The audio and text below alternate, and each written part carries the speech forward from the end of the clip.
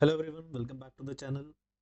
तो MP board का sample paper solution series को हम कंटिन्यू करते हैं। लास्ट वीडियो में हमने 2 मार्कर क्वेश्चंस सारे सॉल्व कर लिए थे। ठीक है।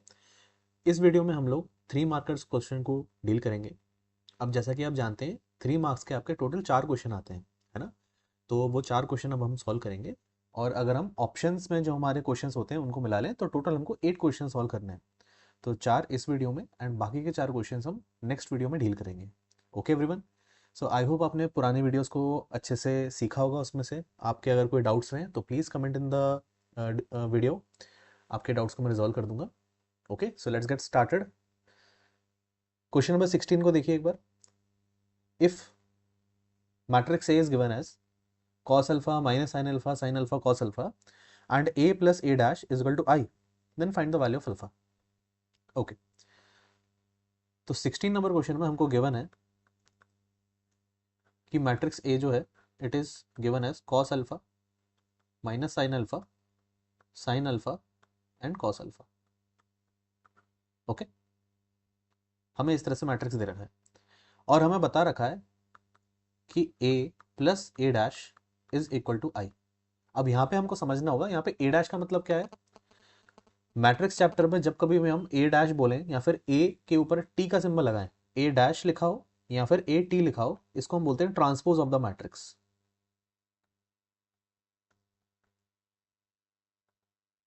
अब किसी भी मैट्रिक्स का ट्रांसपोज कैसे निकाला जाता है, हम रोज को और कॉलम्स को इंटरचेंज कर देते हैं। ठीक है। और यहाँ पे आई का मतलब क्या है, I denotes identity matrix. Identity matrix में क्या होता है, जो डायगोनल एंट्रीज होती हैं it is a square matrix जिसकी डायगोनल एंट्रीज क्या होती हैं 1 और बाकी की रिमेनिंग एंट्रीज क्या होती हैं 0। तो इस क्वेश्चन को हम सॉल्व करते हैं। हमें बेसिकली यहाँ पे इस क्वेश्चन में अल्फा का वैल्यू फाइंड आउट करना है। अल्फा का वैल्यू कितना होगा। अब आप अगर आपको ए गिवन है तो आप ए ट्रांसपोज क्या लिख सकते हो, what should be A transpose. A transpose बन जाएगा cos alpha minus sine alpha, जो कि पहली रो है इसको मैं पहला कॉलम बना देता हूँ कॉस अल्फा, एंड यहाँ पे आ जाएगा माइनस का साइन अल्फा। और जो दूसरी रो है वो बन जाएगी दूसरी कॉलम, यहाँ पे आ जाएगा sine alpha cos alpha. Therefore A plus A transpose is equal to I. तो हम इनको ऐड करते हैं, cos alpha minus sine alpha और कॉस अल्फा प्लस ए का ट्रांसपोज, ट्रांसपोज का वैल्यू हमने निकाला अभी, cos alpha sine alpha minus का साइन अल्फा और कॉस अल्फा। ठीक है, इज इक्वल टू आई। अब देखो, अगर मैं मैट्रिक्स में एडिशन कर रहा हूं तो ये भी एक 2x2 का मैट्रिक्स है, ये भी एक 2x2 का मैट्रिक्स है, तो जो आंसर आएगा वो भी 2x2 का ही मैट्रिक्स होगा। इसलिए हम कौन से वाले आइडेंटिटी मैट्रिक्स को चुनेंगे, कितने डायमेंशन के मैट्रिक्स को चुनेंगे हम, 2x2। तो आइडेंटिटी मैट्रिक्स 1 0 0 1, तो ये 2x2 का मैट्रिक्स मैंने चूज किया है। ठीक है।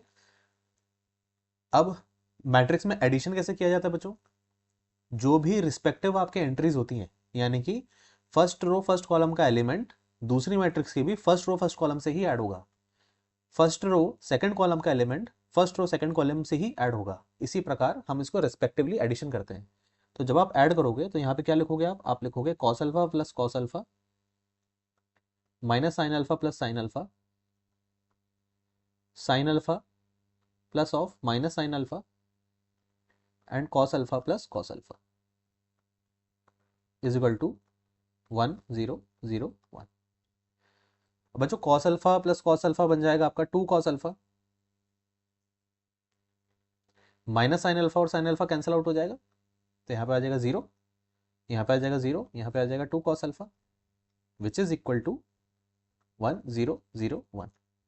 अब बच्चों अगर दो मैट्रिक्स इक्वल दे रखी हैं उसका मतलब क्या होता है कि उनके रिस्पेक्टिव एलिमेंट्स भी इक्वल होने चाहिए। यानी कि अगर यहाँ पे 0 है तो इधर भी देखो 0 लिखा है। इसी प्रकार अगर यहाँ पे 2 कॉस अल्फा लिखा है तो ये 2 कॉस अल्फा का वैल्यू किसके बराबर होना चाहिए, 1 के बराबर होना चाहिए। Therefore 2 cos alpha is equal to 1। यहाँ से कॉस अल्फा का वैल्यू कितना आ जाएगा 1/2। बच्चों कॉस का वैल्यू 1/2 कितने एंगल पे होता है, कॉस 60 डिग्री। देयरफॉर अल्फा का वैल्यू कितना आ जाएगा 60 degree. I hope this question is clear. ठीक है, moving on to the next question. तो ये वाला क्वेश्चन हो गया। सेकंड क्वेश्चन भी सिंपल ही है। आपको गिवन है, दो मैट्रिक्स आपको गिवन है, आपको एक्स और वाई का वैल्यू बताना है। तो 2 times of x minus y 4680 given है, x minus 2y 23 minus 29 given है। हमें इंडिविजुअली एक्स और वाई का वैल्यू बताना है। अब बच्चों मैट्रिक्स की बात हो रही है तो X and Y definitely matrices हैं। ठीक है, और इनका ऑर्डर क्या होगा, क्योंकि हमने दो मैट्रिसेस को ऐड या सब्ट्रैक्ट करके जो आंसर निकाला है वो 2/2 का है, यानी कि एक्स और वाई भी 2/2 की ही मैट्रिसेस होंगी। Okay, let us solve this question.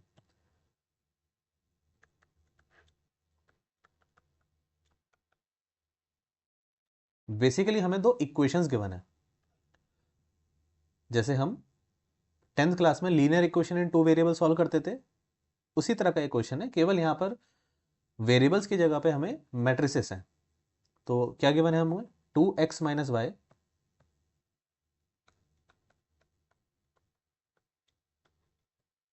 ये गिवन है हमको 4680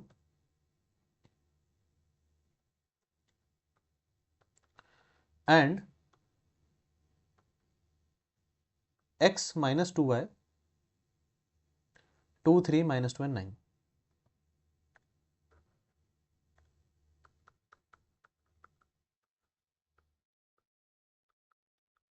ठीक है, हमें x और y का इंडिविजुअल वैल्यू बताना है। अब देखो आपको इन क्वेश्चंस को सॉल्व करना है ना, तो आप वही लॉजिक लगाया करो जो आप 10th क्लास में linear equation in two variable में लगाते थे। अगर हम x और y में हमको ये इक्वेशन गिवन है, दो इक्वेशन गिवन है, अगर हम किसी एक को एलिमिनेट कर दें तो हम इसको सॉल्व कर सकते हैं। अब आप एलिमिनेशन करने के लिए कैसे भी सॉल्व कर सकते हो, आप चाहो तो यहाँ से y का वैल्यू निकाल के यहाँ पे सब्सटीट्यूट कर सकते हो, या फिर आप इस सेकंड इक्वेशन को 2 से मल्टीप्लाई करके या फिर फर्स्ट इक्वेशन को 2 से मल्टीप्लाई करके, जैसे चाहो आपको एलिमिनेशन लगाना है। ठीक है, तो let us assume this is equation 1 and this is equation 2। Now what we are doing, multiply equation 2 with 2। हमने इसको 2 से मल्टीप्लाई करा तो हमारे पास क्या बन जाएगा, equation number 2, 2 capital X minus 4 capital Y is equal to twice of 2 3 minus 2 9। बच्चों जब भी हम मैट्रिक्स को किसी स्केलर नंबर से मल्टीप्लाई करते हैं तो उस मैट्रिक्स के हर एलिमेंट में वो नंबर मल्टीप्लाई होता है। तो ये किसके बराबर आ जाएगा, ये हो जाएगा 4, 2 इंटू 3 6 माइनस 4 एंड 18। इसको मैं थर्ड इक्वेशन नाम दे देता हूँ। अब आप देखिए, अगर मैं फर्स्ट इक्वेशन में से थर्ड इक्वेशन को सब्ट्रैक्ट कर दूं तो 2x और 2x तो कैंसल आउट हो जाएंगे, नल मैट्रिक्स हमको दे देंगे, है ना। तो इसको सॉल्व करके हम किसका वैल्यू निकाल सकते हैं, y का वैल्यू निकाल सकते हैं। तो let us do that, subtracting equation 1 with 3। ठीक है, तो क्या आ जाएगा हमारे पास, 2x minus Y minus of 2x minus 4 capital y is equal to LHS में से मैंने LHS को सब्ट्रैक्ट कर दिया, अब RHS में से RHS को सब्ट्रैक्ट कर देते हैं।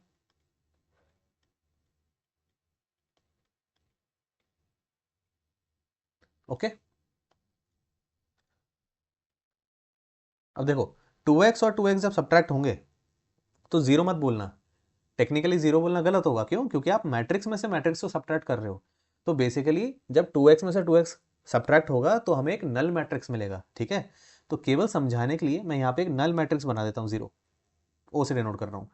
माइनस का y और माइनस प्लस हो जाएगा, माइनस वाई प्लस 4y बन जाएगा प्लस का 3y इज इक्वल टू, इसमें हम सब्ट्रैक्ट करते हैं, 4 minus 4 will become 0, 6 minus 6 will become 0, 8 minus of minus 4 will become what, 12। देखो 8 ये वाला माइनस और ये वाला माइनस प्लस, तो 8 प्लस 4 12 और 0 माइनस 18 तो माइनस 18। अब अगर 3y का वैल्यू ये है तो अगर मैं डिवाइड बाय 3 कर दूं बोथ साइड्स तो y का वैल्यू कितना आ जाएगा हमारे पास, y का वैल्यू आ जाएगा, कैपिटल Y का वैल्यू 1/3 टाइम्स ऑफ 0 0 12 माइनस 18। अब अगेन हर एलिमेंट 3 से डिवाइड हो जाएगा, तो इस प्रकार हमारा कैपिटल Y का वैल्यू आ जाएगा 0 0 4 माइनस 6। ठीक है, अब इस y के वैल्यू को मैं अगर फर्स्ट इक्वेशन में सब्स्टिट्यूट कर दूं या सेकंड इक्वेशन में सब्स्टिट्यूट कर दूं तो मेरा आंसर आ जाएगा। Now putting the value of y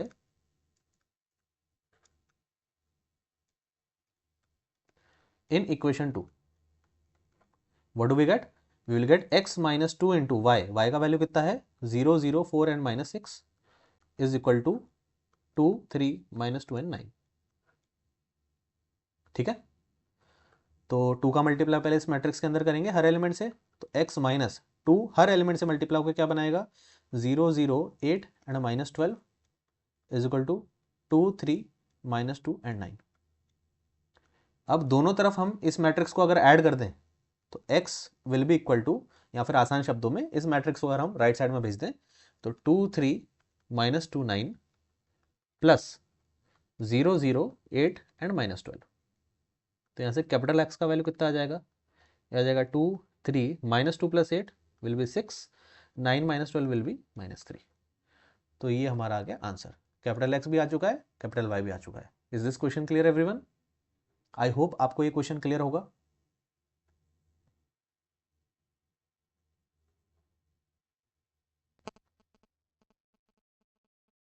okay,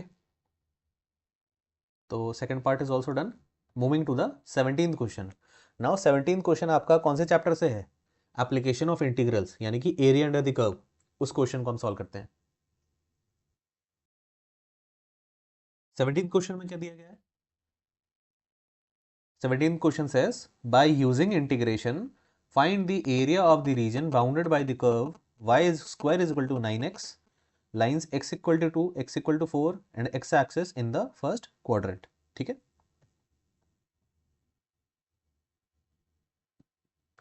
17th question. तो गिवन कर्व्स आर, हमें कौन कौन से कर्व्स दिए? देखो, कभी भी आपको एरिया अगर निकालना हो इंटीग्रल का यूज करके, सबसे पहले तो हमको कर्व्स क्लियर होने चाहिए कि कौन कौन से कर्व्स हमको दिए गए हैं। ठीक है, अब अगर हमने फंक्शन चैप्टर अच्छे से समझा होगा तो हमें मैक्सिमम जो कर्व्स दिए जाते हैं उनके ग्राफ्स पता होंगे। अगर नहीं पता है तो आपने जो जो मेजर फंक्शंस हैं, जैसे कि पैराबोला हो गया, एलिप्स हो गया, सर्कल हो गया, है ना, स्ट्रेट लाइंस हो गई, इन सभी फंक्शन के ग्राफ्स आपको आने चाहिए।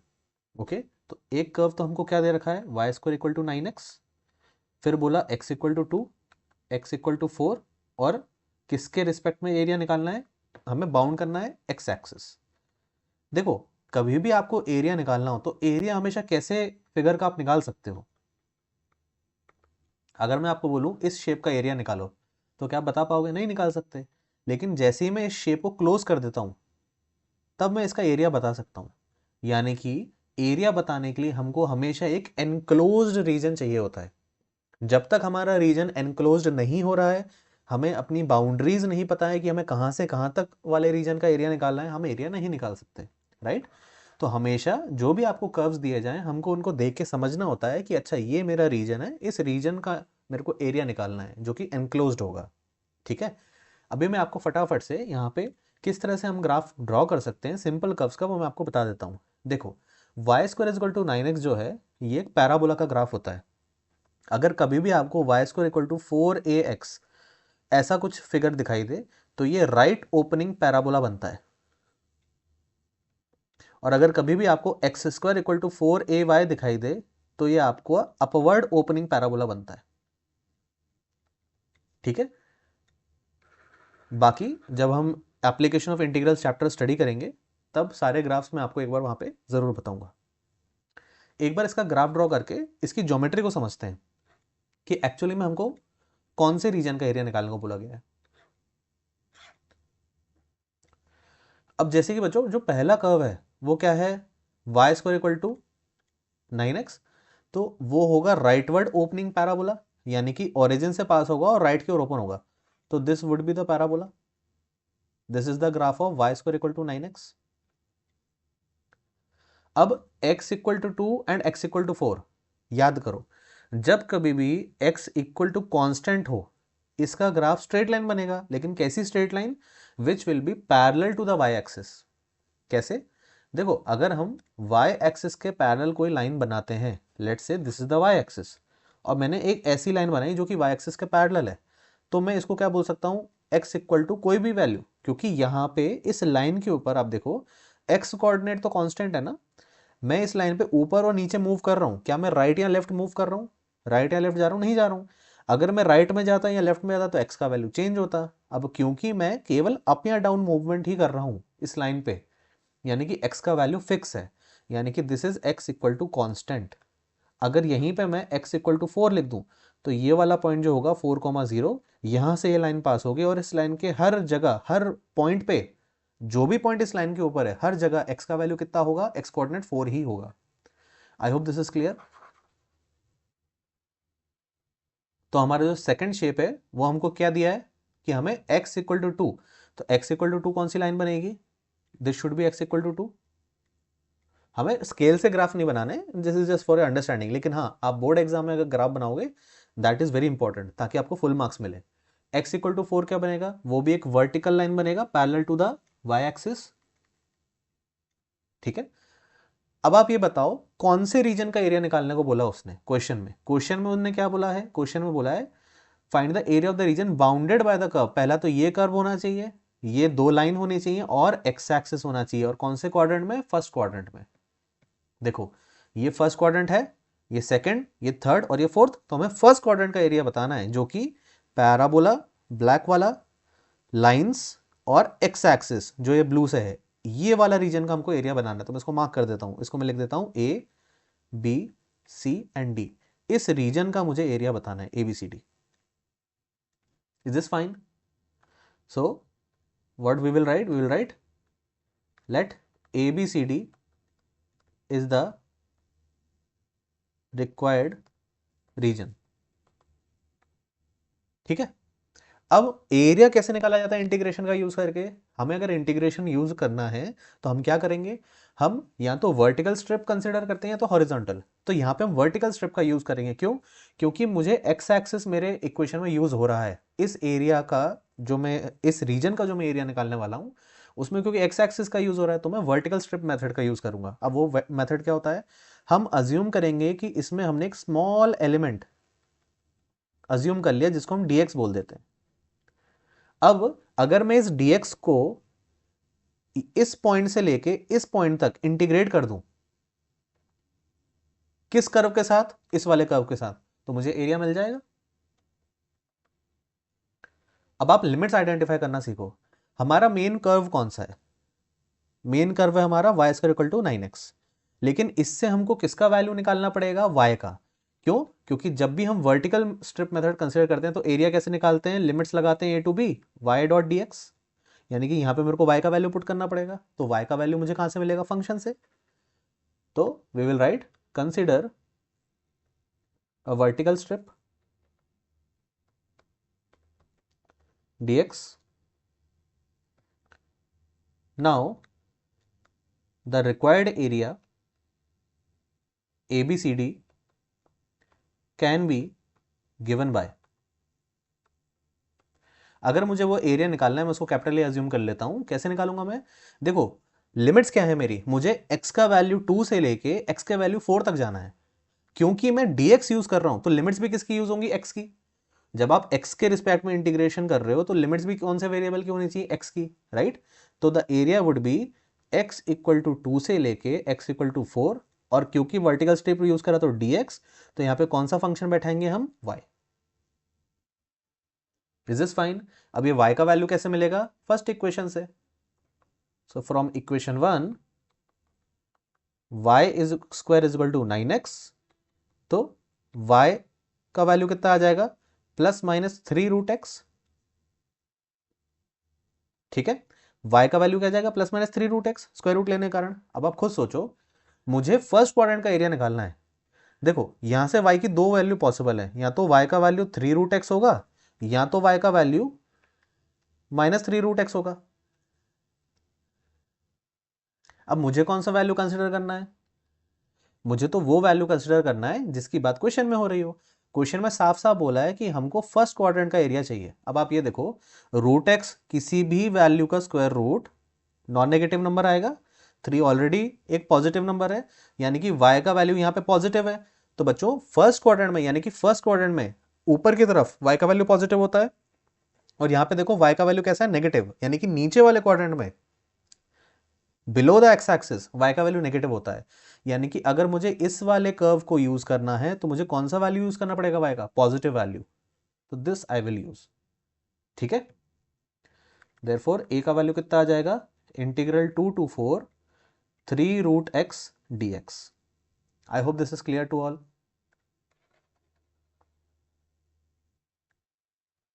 मैं इतना आराम से और डिटेल में इसलिए एक्सप्लेन कर रहा हूँ क्योंकि ज़्यादातर बच्चों को यही डाउट रहता है कभी कभी कि ये ग्राफ किस तरह से बन गया और यहाँ पे पॉजिटिव वैल्यू ही क्यों लिया। ठीक है, तो वो सारे डाउट्स मैं यहाँ पे क्लियर करते हुए चल रहा हूँ। 3√x dx। अब एरिया निकालने के लिए इंटीग्रेशन करना रह गया बस। अब 3 तो एक कांस्टेंट है, बाहर आ जाएगा। आप बताइए रूट एक्स का इंटीग्रेशन क्या होता है।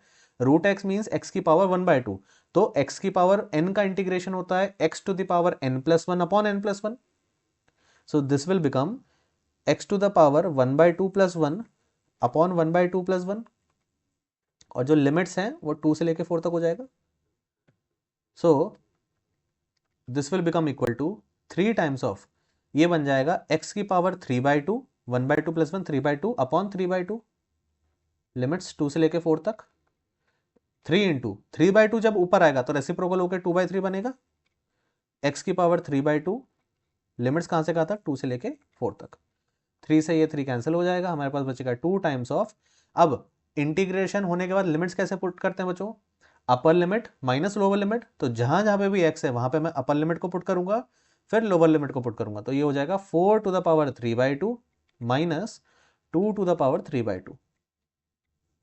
ठीक है, सो फाइनली हमारा आंसर कितना आ जाएगा, a is equal to twice of, देखो 4 को क्या लिख सकते हो आप, 2 का स्क्वायर, तो 2 का स्क्वायर की पावर 3/2 माइनस 2 का पावर 1 इंटू 2 का पावर 1/2। इस तरह से मैंने इसको ब्रेक कर दिया 3/2 को, बेस सेम है तो पावर ऐड होती है, राइट।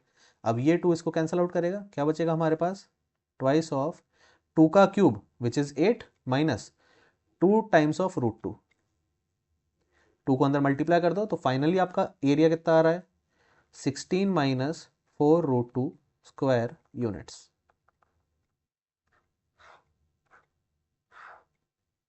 सभी को क्लियर है क्वेश्चन। क्वेश्चन छोटा ही है लेकिन कॉन्सेप्ट अच्छे से एक्सप्लेन करा है, आई होप आपको क्लियर हो गया होगा। Okay everyone, moving on to the next question. अगला क्वेश्चन थोड़ा सा कैलकुलेटिव क्वेश्चन है, तो अगर आपको ये ऑप्शन में मिले तो आई वुड सजेस्ट कि आप बोर्ड एग्जाम में फर्स्ट वाले क्वेश्चन को प्रेफर कीजिएगा। सेकंड वाला क्वेश्चन भी आसान है, थोड़ा सा कैलकुलेटिव जाएगा। ठीक है, तो हमें 17 क्वेश्चन में क्या सॉल्व करना है,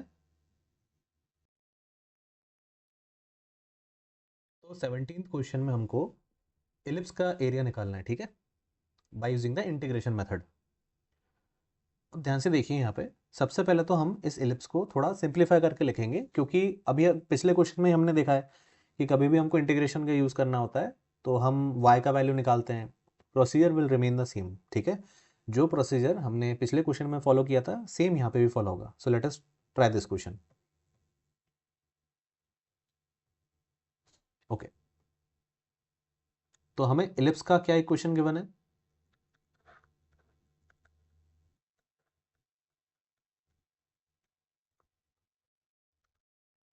एलिप्स का इक्वेशन हमको गिवन है 9x² + 16y² = 144।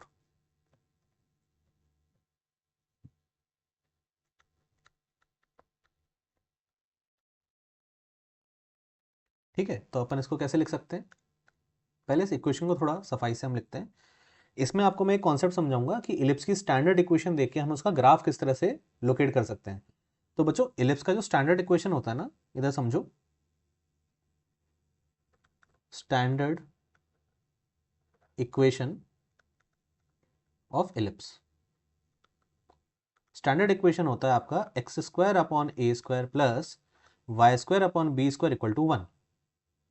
अब बच्चों, अगर यहाँ पे a का वैल्यू b से बड़ा हो तो हमें एक हॉरिजॉन्टल इलिप्स मिलेगा, और अगर a का वैल्यू b से छोटा हो तो हमें एक वर्टिकल इलिप्स मिलता है।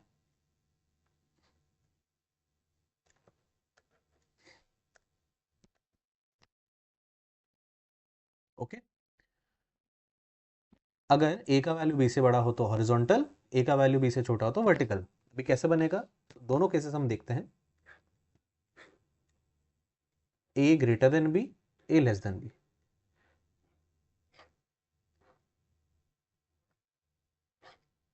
ठीक है, अब देखो बच्चों, जो x के नीचे वाला नंबर है ए स्क्वायर, यहां से आपको a का वैल्यू क्या मिलेगा, यहां से आपको a का वैल्यू मिल जाएगा। तो यहां से आपको x डायरेक्शन में वर्टिसेस क्या होंगे वो मिल जाएंगे। y के नीचे जो नंबर है उससे आपको y डायरेक्शन के वर्टिसेस मिल जाते हैं। कहने का मतलब क्या है, देखो एलिप्स का शेप ऐसा होता है। अब जहां पे ये x एक्सिस को कट करे, ये पहला वर्टेक्स, ये दूसरा वर्टेक्स, ये तीसरा और ये चौथा, ये वर्टिसेस आ गए हमारे पास। अभी अगर मुझे ये हॉरिजॉन्टल एलिप्स बनाना है, a ग्रेटर देन b है, तो एलिप्स कुछ ऐसा दिखाई देगा। तो ये वाला जो पॉइंट होगा ना, ये बनेगा a,0, ये वाला पॉइंट होता है -a,0। सिमिलरली ये पॉइंट बनेगा 0,b, ये वाला पॉइंट बनेगा 0,-b।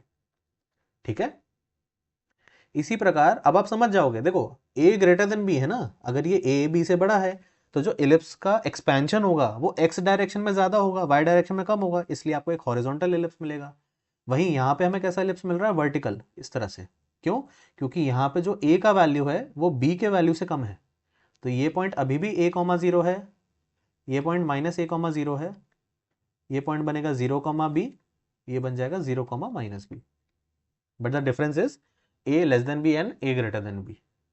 ठीक है, तो हम इस इलिप्स की इक्वेशन को भी स्टैंडर्ड फॉर्म में लेके आएंगे ताकि हम इसका ग्राफ बना सकें और ग्राफ से हम इसका एरिया निकालने में हमको आइडिया लगे कि हमें कैसे एरिया निकालना है। तो मैंने क्या करा, 144 से डिवाइड कर दिया।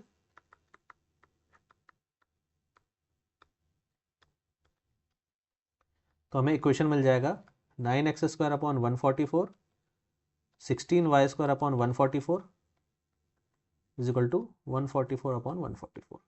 ये तो कैंसिल होकर 1 दे देगा, तो बनेगा हमारे पास x² अपॉन 9, इसको 16 टाइम्स कैंसिल करेगा, y² upon 9 is equal to 1। ठीक है, अभी इसको मैं 16 को क्या लिख सकता हूँ, 4 का स्क्वायर, तो ये बन जाएगा x² अपॉन 4 का स्क्वायर प्लस y² अपॉन 3 का स्क्वायर इक्वल टू 1। तो अभी आप देख पा रहे हो, इसको अगर आप स्टैंडर्ड फॉर्म से कंपेयर करोगे तो यहाँ पे a का वैल्यू 4 है, b का वैल्यू 3 है, a ग्रेटर देन b है, तो ये कैसा एलिप्स बनेगा बच्चों, हॉरिजॉन्टल एलिप्स। अभी हमको इसका एरिया निकालना है, तो इसका हम एक बार डायग्राम देखते हैं।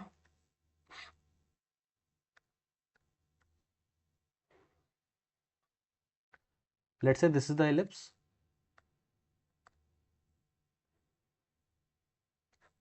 ठीक है,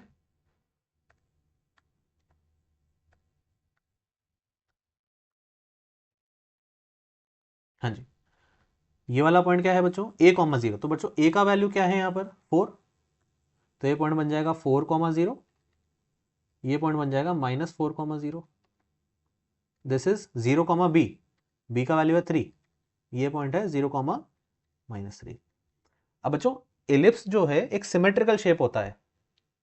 एलिप्स सिमेट्रिकल कैसे है, जो यहां पर है वैसा ही सेम शेप यहां बनेगा, वैसा ही यहां, वैसा ही यहां, चारों क्वाड्रेंट में सिमेट्रिकली डिस्ट्रीब्यूट होता है, क्योंकि ये तो ओरिजिन है 0,0।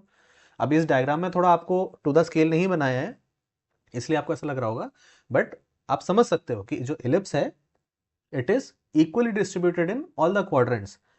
अब आप खुद सोचो, इस पूरे एलिप्स का एरिया निकालना है, थोड़ा मुश्किल होगा, लेकिन अगर मैं इस क्वाड्रेंट का एरिया निकाल लूं और उस एरिया को 4 से मल्टीप्लाई कर दूं, तो पूरे एलिप्स का एरिया बन के आ जाएगा, है ना।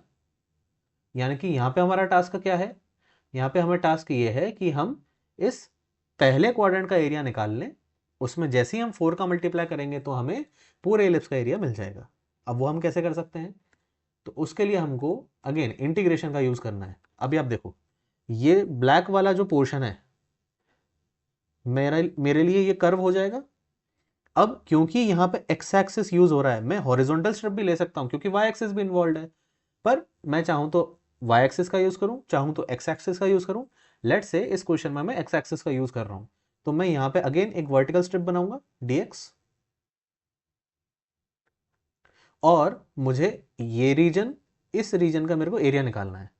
तो अगर मैं यहां से स्टार्ट करता हूं तो बच्चों यहां पे x का वैल्यू कितना है, 0 इस लाइन पे, और इस पॉइंट तक आते आते x का वैल्यू कितना हो जाता है, 4। यानी कि x की वैल्यू 0 से लेके x की वैल्यू 4 तक लेना है, और कर्व कौन है मेरा, ये एलिप्स, वो y का वैल्यू बनेगा, और इंटीग्रेशन किसके रिस्पेक्ट में करूंगा मैं, x के रिस्पेक्ट में। तो इसको हम नाम दे देते हैं, हम इस पॉइंट को बोल देते हैं a, इसको बोल देते हैं b, c, d and o। तो area of the ellipse, area of ellipse ABCD is equal to 4 times area of region AOB, correct. अब AOB रीजन का एरिया कैसे निकलेगा, 4 टाइम्स ऑफ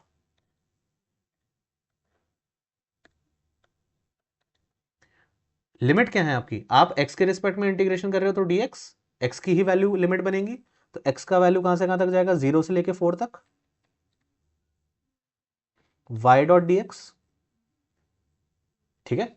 अब y का वैल्यू कैसे निकालें, उसके लिए हमको एलिप्स की इक्वेशन को यूज करना पड़ेगा। तो आप खुद देखिए, यहां से हम बोल सकते हैं X square by 16 plus Y square upon 9 is equal to 1। तो यहां से Y square by 9 is equal to 1 minus x square by 16। तो यहां से मैं वाई स्क्वायर का वैल्यू क्या बोल सकता हूं, 9 इधर रखूंगा, 9 times of 1 minus x square by 16, correct. अब 16 को एलसीएम लेके अगर हम इधर सॉल्व करें तो Y square will be equal to 9 times of 16 minus x square by 16। इसको हम लिख सकते हैं Y square equal to 9 by 16 times of 16 minus x square, correct. तो बच्चों यहां से y का वैल्यू कितना आ जाएगा, y का वैल्यू आ जाएगा हमारे पास प्लस माइनस 3/4, स्क्वायर रूट लेंगे तो 9 का स्क्वायर रूट 3, 16 का square root 4, root over 16 minus x square. अब अगेन हमें y का कौन सा वैल्यू यूज करना है, y का वैल्यू कितना आ रहा था, plus minus 3/4 times of root over 16 minus x square. तो बच्चों आप देख सकते हो कि जब हम एक्स एक्सिस के ऊपर हैं तो y पॉजिटिव होता है, जब हम एक्स एक्सिस के नीचे जाएंगे तो y का वैल्यू क्या हो जाएगा, नेगेटिव। तो क्योंकि हमको ऊपर वाला रीजन यूज करना है, ऊपर वाला कर्व यूज करना है, तो हमें y का कौन सा वैल्यू लेना पड़ेगा, पॉजिटिव वैल्यू। तो we will consider the positive value of y, उस वैल्यू को हम यहां पे पुट कर देते हैं, ठीक है। तो हमारा इंटीग्रेशन कितना आ जाएगा, so the area would be 4 into integral 0 से लेके 4 तक रूट ओवर 3/4 प्लस 3/4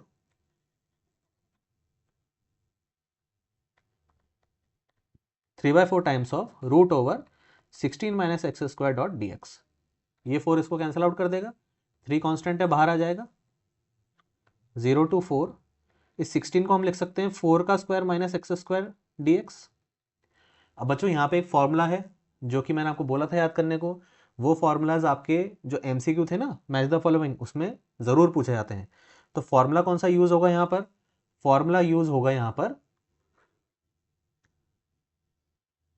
मैं लिख देता हूं फॉर्मूला,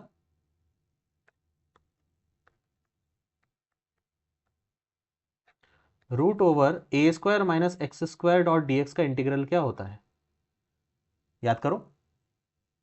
तो that is equal to x/2 root over a square minus x square plus a square by 2 sine inverse x upon a plus C.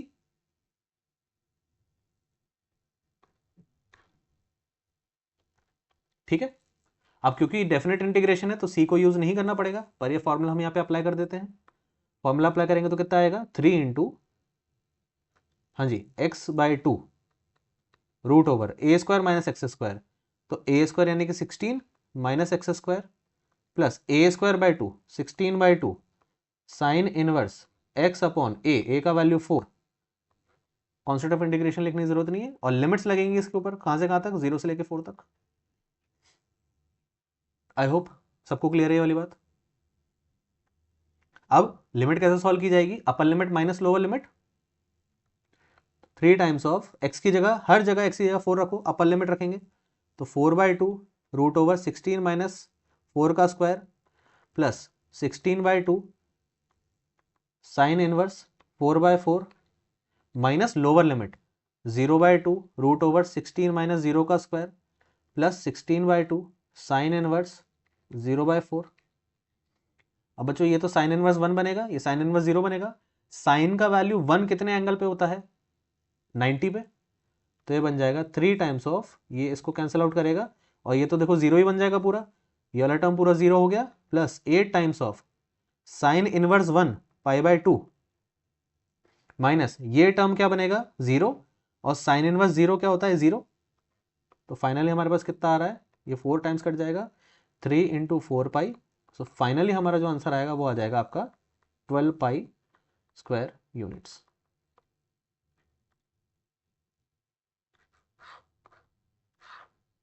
I hope आपको ये क्वेश्चन समझ में आया होगा सभी को। Is this clear? ओके, सो अभी हमने टोटल 4 3 मार्क का क्वेश्चन को सॉल्व कर लिया है। बाकी के जो 3 मार्क का क्वेश्चन हैं उनको हम नेक्स्ट वीडियो में सॉल्व करते हैं। So thank you for going through this video everyone. All the best, keep preparing.